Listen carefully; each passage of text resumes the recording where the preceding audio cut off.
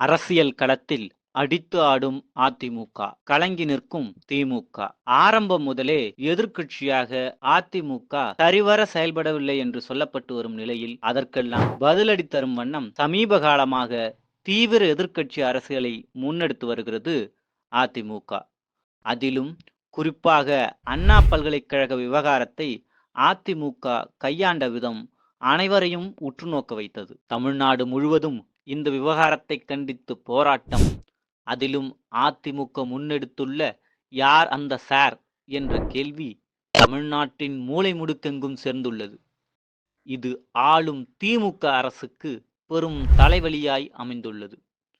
அதிமுக இந்த விவகாரத்தை கையில் எடுத்த பிறகே பாஜக, தவேக போன்ற கட்சிகளும் கையில் எடுக்க ஆரம்பித்துள்ளன. இன்று சட்டப்பேரவை கூடிய நிலையில் பேரவைக்கு வந்த அனைத்து அதிமுக எம்எல்ஏக்களும் தங்கள் சட்டையில் யார் அந்த சார் என்ற பேட்ஜை அணிந்து வந்தனர்.